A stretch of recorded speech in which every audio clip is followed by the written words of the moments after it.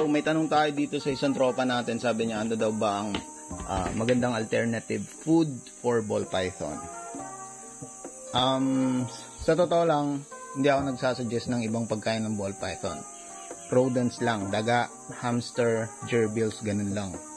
Kasi ang mga ball python, mga ka-exo, ay nakatira sa ilalim ng lupa. So doon sila madalas.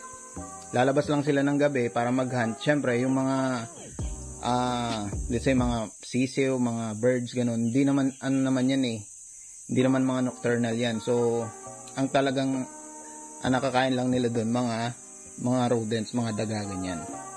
Pero marami din ako nakikitang breeder, lalo pag nagkakaubusan ng daga, na nagpapakain sila ng mga sisiw tsaka mga pugo, yung mga calves na pugo, kasi nga mura. Tsaka syempre kung wala kang mabiling daga, so, kaysa mamatay yung ball python mo, papakainin mo na lang ng mga yun, sisiw, tsaka mga pugo. Pero yun, hindi ko nga ina-advise, tsaka hindi ko pa na-try. So, syempre, hindi rin ako makapagsabi kung okay ba o hindi. And so, kasama pala natin ngayon ang ating ball python na si Lucy. Ang morph niya ay Super Fire. So, ang puti ng Super Fire, diba? Napapansin ko lang, medyo parang nahahype yung mga bell ngayon. Hindi ko alam kung bakit. Pero talaga namang napakaganda ng mga bell. So, siguro talagang kumbaga na-hype talaga siya mag-isa.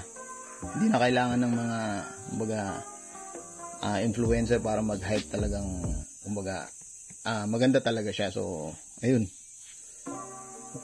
Ganda. Kaso meron siyang dito sa ulo. Hindi ko alam kung saan niya nakukuha yan eh. So, comment nyo naman kung alam niyo yung dahilan kung bakit may ganyan siya. Tsaka ang kagandahan nitong line ko na fire ay hindi siya katulad ng ibang fire na napakadaming yelo sa dito sa may gilid. So syempre hindi maganda yung ganun na na white snake. Maganda talaga yung pure white.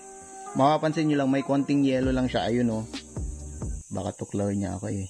Dito ayun Yan. Pero pag naging adult na to, siguro wala na yan. Eh yung ibang nakikita kong adult na super fire, kahit na adult na, kahit na 5 years old na sila, kitang-kita pa rin yung yellow nila sa sa may gilid, sa may tuktok, diyan sa may bandang backbone nila. And so balak natin tong i-breed sa kapatid niya na pinstripe fire. So both parehas sila na 66% possible het pied, kasi ang magulang nila ay 100% het pied at both parents 100% het pied. So 66% het pied sila. So hopefully makapagpalabas din tayo ng fire na pied. Ganda din nun, guys. Ayun. So once again, 250 Ball Python Philippine. Let's go.